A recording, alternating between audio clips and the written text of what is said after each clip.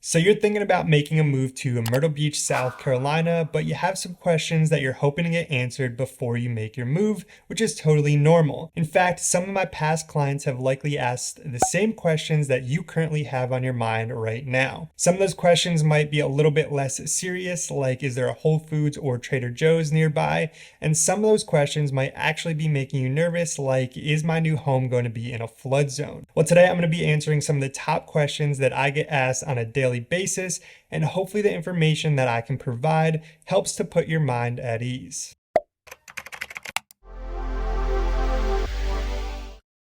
Hey, welcome back, and if you're new here, my name is Nick, and on this channel I talk about things to do here in Myrtle Beach. I give tips and advice about the area, and of course I talk about the real estate.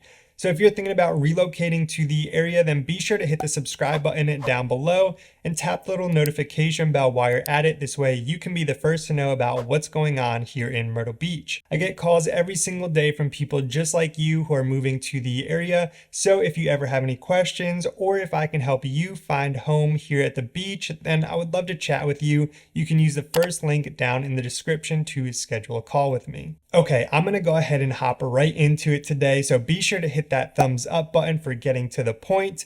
But one of the top questions that I get asked on a daily basis is this home in a flood zone? And the short answer to that question is yes. But before you click off this video and cross Myrtle Beach off your list, let me explain. Myrtle Beach is a coastal town that is close to sea level, so technically the entire area is in a flood zone, but many of the areas lie within an area that is called Flood Zone X, which is not a rated flood zone, or what many consider to be not a flood zone. In these X zones, if you have a mortgage, you are not required to have flood insurance, and if you do elect to get flood insurance, you can expect to pay a few $100s a year for the peace of mind versus a few $1,000s a year if you were in a rated flood zone like Flood Zone A or Flood Zone AE. The best resource for you as a consumer is going to be the FEMA flood maps, where you can enter in an address and see exactly what zone the home you're looking at falls within. Now, these maps aren't super easy to navigate, though they are much better than they used to be with some of the recent updates that they've done. But if you ever have questions about whether or not a home sits within a flood zone, feel free to reach out and I'll be happy to get you that information. If you do want to explore the maps on your own, then I'll leave a link down in the description to the FEMA flood maps. So just to recap, if flood zones are a huge concern to you, then you'll be happy to know that there are plenty of options for homes that are not within rated flood zones. The next question that I get asked almost as frequently is, where are there non-touristy areas?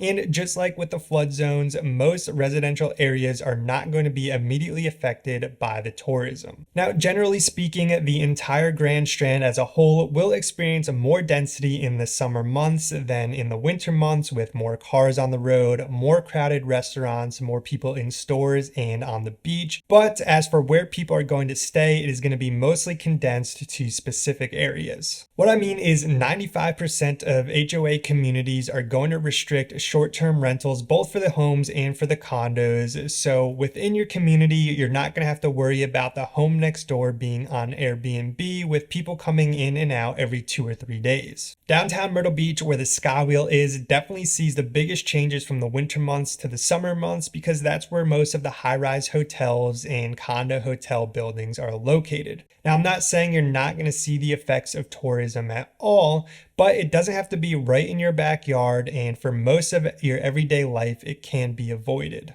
Okay, when you're moving to Myrtle Beach from another state, you're probably leaving behind some friends and family. So question number 3 is, how far away is that home from the airport? If you're planning to visit your hometown, or if you're having friends and family visit a few times a year, this is probably pretty important to you, because you're not going to want to have to travel an hour and a half to the airport just to get on a flight that's going to be in the air for less time than that. So I like to think of the Grand Strand or the greater Myrtle Beach area as kind of a big triangle with points up in Little River, over in Conway, and down in Pawleys Island, and the airport actually sits right in the middle. From each of these points, your travel time to the airport is going to be about 40 minutes, and obviously as you move in closer to the center of the Grand Strand from each of these points, your travel time to the airport is going to shrink a little bit. Some other hot topics that I get asked about all the time are hurricanes, property taxes, insurance, alligators, Whole Foods and Trader Joe's, and sports teams.